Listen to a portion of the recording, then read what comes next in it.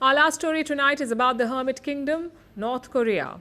Recently, it tried coming out of its shell. It welcomed international visitors, and last month, Western tourists entered the country for the first time in 5 years.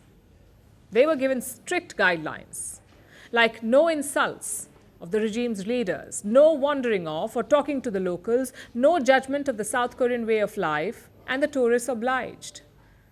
But then, they posted all about it on social media after the highly controlled vacation was over.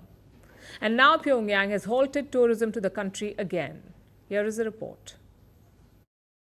Are you planning a vacation for the summer? If so, how about traveling to a country like no other? It may be fun, but there are some caveats. You can't use a cell phone, you don't have access to the internet, there is no ATM in sight. You can't insult the country's leaders, you can't make fun of the nation's ideology, you can't be judgmental, you can't wear high heels or designer shoes.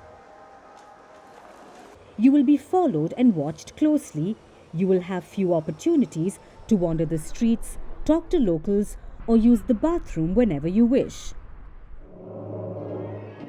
The cherry on top, you will have to witness a performance by school children who are singing and dancing against a backdrop of ballistic missiles. Sounds like a real treat, doesn't it? Well, believe it or not, this is what the first sanctioned trip to North Korea in years looked like, where some tourists enjoyed the Hermit Kingdom in all its unsettling glory.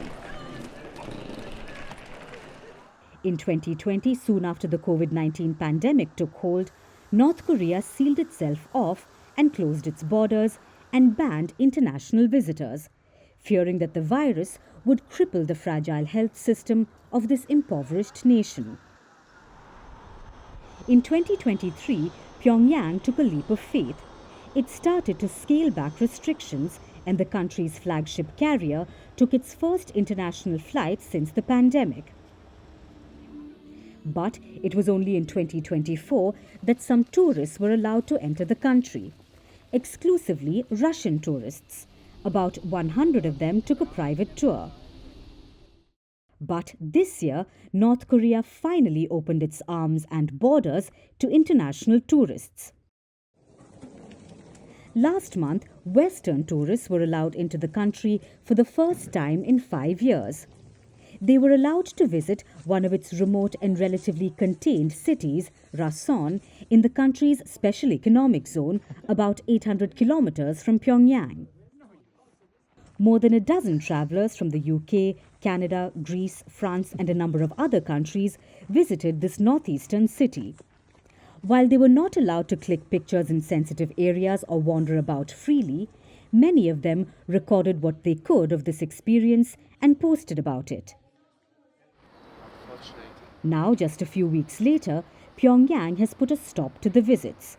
According to reports, tour operators have announced the suspension of trips, asking people to refrain from booking the flights.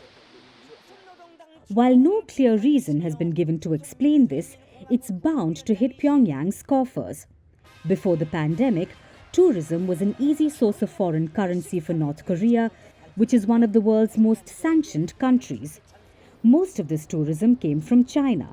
Pre-pandemic, at least 300,000 Chinese tourists visited North Korea annually, representing more than 90% of its international visitors. This was worth anywhere between $90 to $150 million.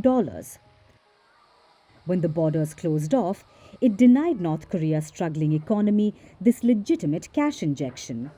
Now, this start-stop of tourism is bound to hit Pyongyang further. But maybe there is a winner in all of this. South Korea, with its Starbucks store and a perfect view of North Korea for all the tourists who would like to see the Hermit Kingdom without giving up their cell phones. Merci beaucoup. Hi, how are you? Very well, thank you. Thank you for being here. Namaste, Mr. President. Bharat Kelogon, Komeri Namaste. How many people generally follow you in interviews? Typically, in a month, we have viewers up to 150 million. That's more than twice the population of France. And in the last 2 years, we had 3 billion viewers. So I say, Lohon, this is your chance to be famous. You're on Firstpost. One word to describe your equation with Prime Minister Modi. Amitié. As India and France work together, are you creating a new era of non-alignment in the technology space? India is a training superpower. 1 million engineers a year, more than all of Europe and the US combined. So we have that partnership. We have a partnership on the environment and the economy. We also have civilian nuclear programs, and that is something we've developed far beyond the France-India relationship. So we want to work together on AI. And then comes China with its DeepSeek, creating models at a fraction of the cost. Did that innovation take you by surprise? Did that breakthrough make you sit up and think, what did the Chinese do and how? But what did DeepSeek do? They took everything that was already available from the last AI model, and then they recalibrated it. So are you going to ban Chinese AI in France? So we don't have this American approach of banning tech because of where it comes from.